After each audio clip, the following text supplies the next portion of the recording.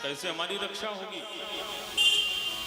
तो जितने भी कंस के सहयोगी राक्षस थे सब तैयार हो गए। बोले महाराज ये काम हम करेंगे। एक राक्षसी थी, उसने कहा ये काम हमको तो बड़ो अच्छो आवे। क्या?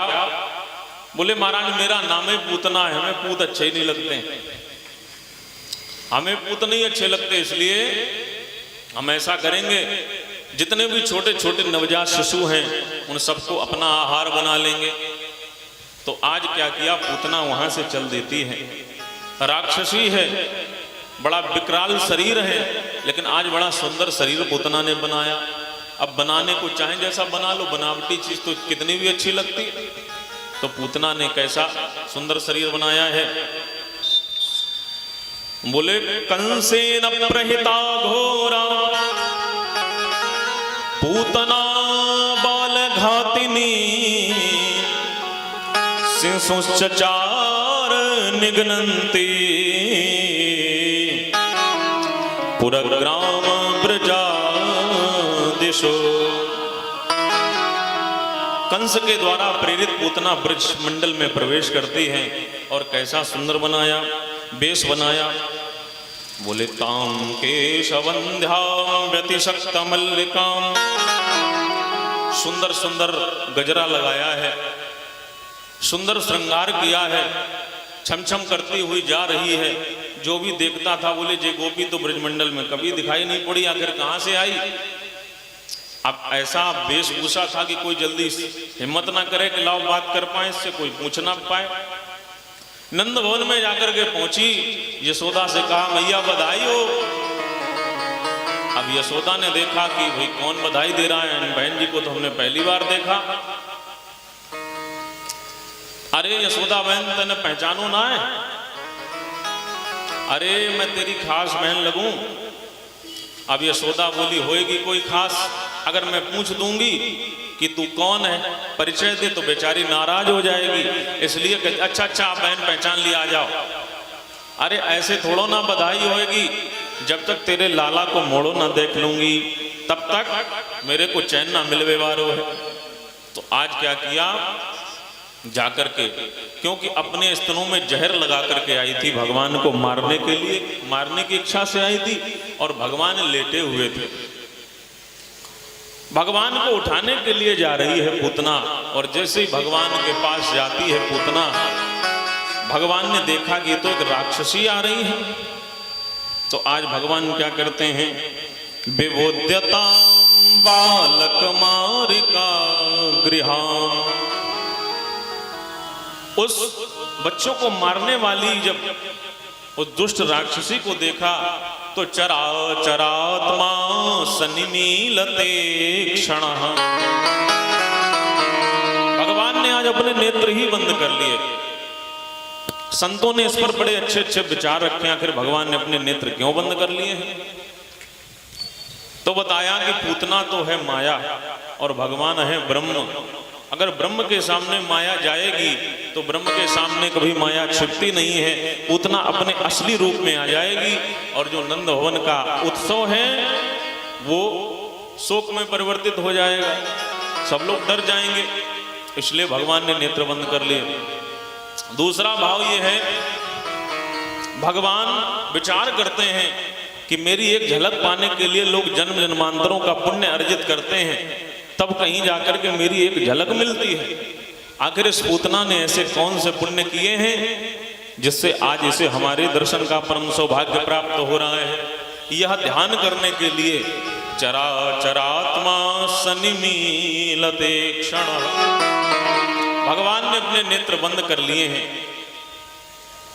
तीसरा भाव यह है, भगवान मन में विचार करते हैं ये तो मुझे मारने के लिए आई है, और ये जब मारने के लिए आई है तो इसको किस लोक में मुझे भेजना चाहिए।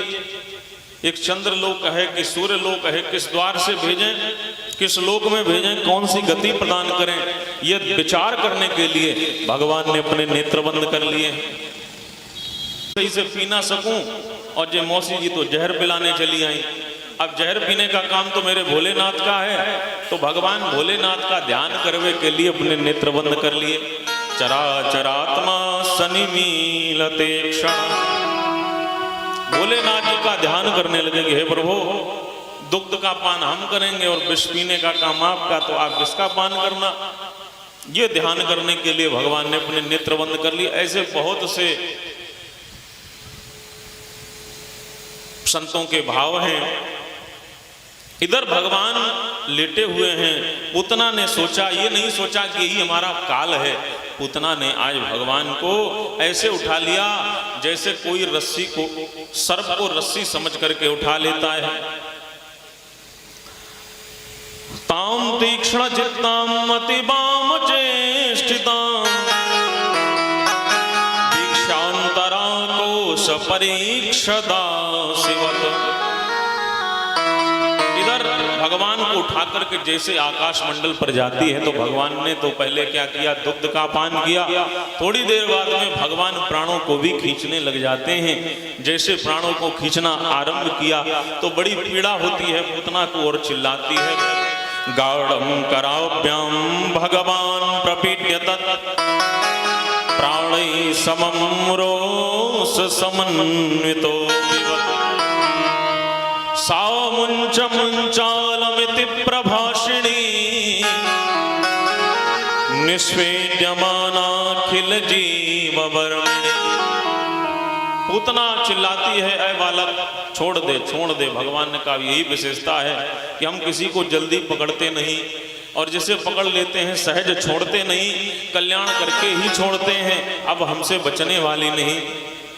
अब तो भैया माया अपने स्वरूप में आ गई। उतना भयंकर राक्षसी का रूप ले लेती है, बड़ा सा स्वरूप है।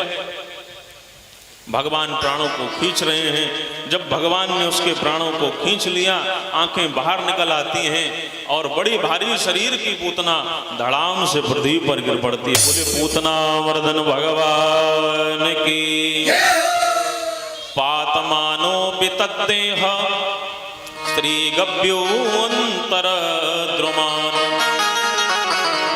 जिस समय पूतना गिरी है तो 6 कोस के जितने भी वृक्ष थे सब नष्ट हो जाते हैं पूतना के गिरने से। कितने कोस के? 6 कोस के वृक्ष नष्ट हो गए पूतना के गिरने से। नंद बाबा मन में विचार कर रहे थे कि अरे हनुमान जी महाराज, हमारे लाला की रक्षा करियो, सुंदर देसी घी के बिटुअन को भोग लगाऊं।